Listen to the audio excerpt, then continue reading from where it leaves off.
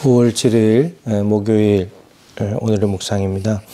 이사야 48장 1절부터 11절까지 말씀입니다. 오늘 말씀에 보면은 이스라엘 백성들은 굉장한 그 자부심을 가지고 있습니다. 1절부터 이렇게 쭉 보면 너희는 이스라엘의 이름으로 일컬음을 받으며 이스라엘은 특별히 하나님께서 주목하시고 야곱이 하나님과 씨름할 때 이름이 바뀌어진 그 아주 명예로운 하나님으로 받은 이름이잖아요. 유다의 허리에서 나왔고 유다의 그 어떤 이 후손들, 유다의 후손으로, 유다 지파 후손으로 온 그런 민족이고 여호와의 이름으로 맹세하고 가장 위대하시고 존귀하신 하나님의 이름으로 맹세하는 그런 백성들이고 이스라엘의 하나님을 기념하는 그런 사람, 하나님의 거룩한 백성들 이런 말이죠. 그리고 2절에 보면 그들은 거룩한 성 출신이라고 스스로 부르며 거룩한 성 예루살렘이죠. 나 예루살렘 출신이야. 이렇게 여호와의 평화의 성읍인 아주 하나님께서 주목하시는 그러한 너무나 거룩한 성 출신이라고 스스로 부른다는 거죠. 그리고 이스라엘의 하나님을 의지한다고 말하고 그리고 그의 이름이 만군의 여호와라고 한다. 우리가 믿는 하나님은 만군의 여호와야 이렇게 말을 한다는 거죠. 근데 이렇게 하나님과 깊은 관계를 맺으면서 하나님의 거룩한 백성이라고 스스로 자부하고 이렇게 말은 하는데 문제가 무엇이냐면 1절 끝부분인데 진실이 없고 공의가 없도다. 진실이 없고 공의가 없다라고 지금 하나님께서 탄식을 하고 계십니다. 그러니까 이런 거죠. 진실과 공의는 하나님은 진실하신 분이잖아요. 하나님은 진리이시니까 진실하신 분이고 참되신 분이고 그런 거고 거짓이 없으니까. 그리고 공의로우시다는 공의는 하나님의 보좌의 기초, 하나님께서 보좌에 앉으셔서 온 천지 만물을 통치하실 때 기초가 공의이잖아요. 이 공의가 가장 확실하게 누구도 하나님은 공의롭지 못하다라고 말할 수 없는, 하나님은 공의롭다고 밖에 말할 수 없는 그 현장이 어디라 그랬습니까? 바로 십자가라 그랬죠. 예수님이 죄 없는 인간으로 이 땅에 오셨지만 인간의 죄를 다 짊어지셨기 때문에 죄인이 되셨고 하나님은 공의로우신 분이기 때문에 예수님을 공의에 따라서 십자가에 처형을 하신 거죠.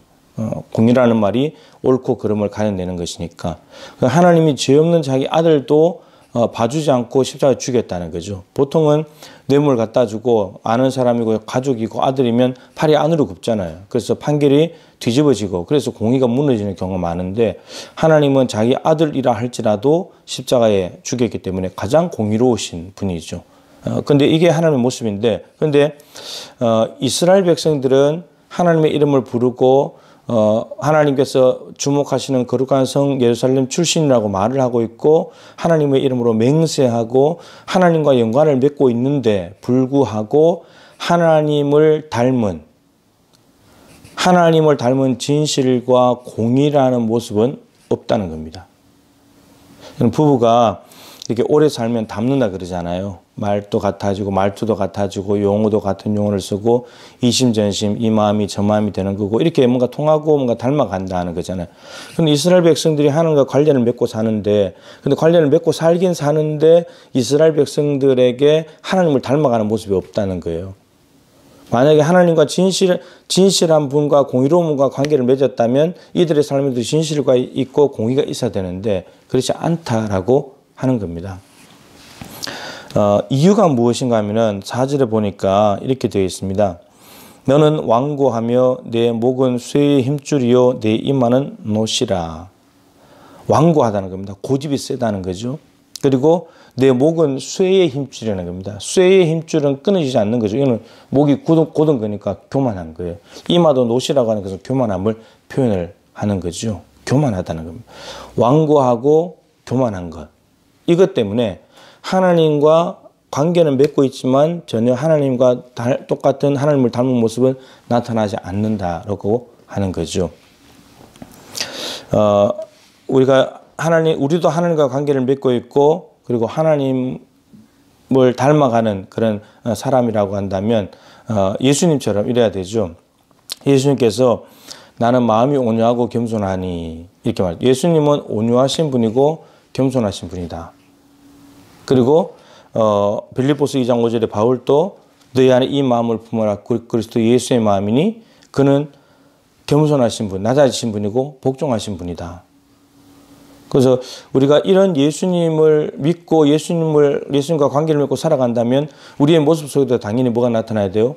온유함이 나타나야 되고 겸손함이 나타나야지 되는 거예요. 그래야지 예수님을 닮아가게 되는 거죠. 근데 거꾸로 온유함이 아니라 완고해지고 겸손함이 아니라 이 교만한 쪽으로 간다면, 겸손한 것이 아니고 교만한 쪽으로 간다면 하나님을 아무리 믿는다고 예수님과 관련을 맺고 있고 교회를 다니고 기도 자리에 나오고 예배 자리에 있다 할지라도 예수님을 닮아갈 수는 없다는 것입니다.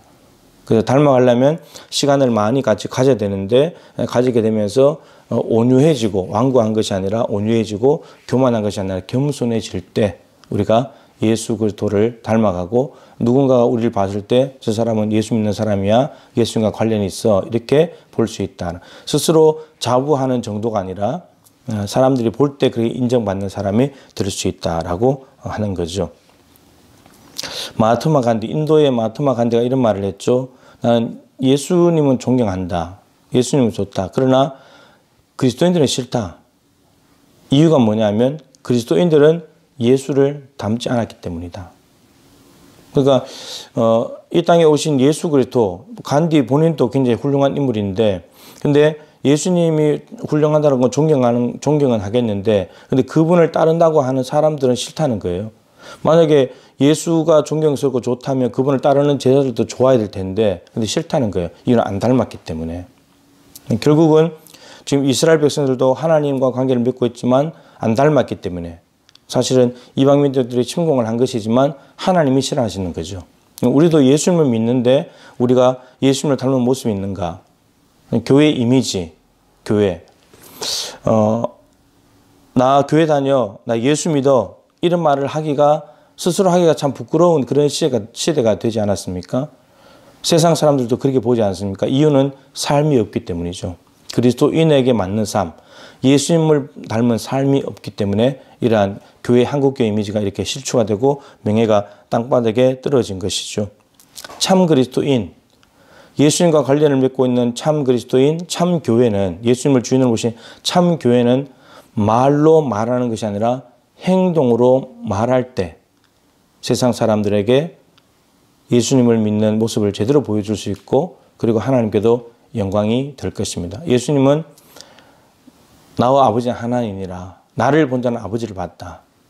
우리도 우리를 본 사람들이 예수를 볼 수 있다면 얼마나 좋은 일이겠습니까? 그렇다면 굳이 나가서 전도하지 않아도 세상 사람들이 교회를 보면서 예수를 믿게 되는 놀라운 역사가 일어나게 될 것입니다. 오늘도 우리 자신을 더욱더 마음을 좀 부드럽게 온유하게 만들고 우리가 낮추어서 겸손해져서 예수님을 닮은 사람으로서 스스로 나 예수 믿는 사람이야 자신 있게 말할 뿐만 아니라 사람들에게 예수를 보여주고 그려줄 수 있는 아름다운 삶이 우리에게 있기를 간절히 소망합니다.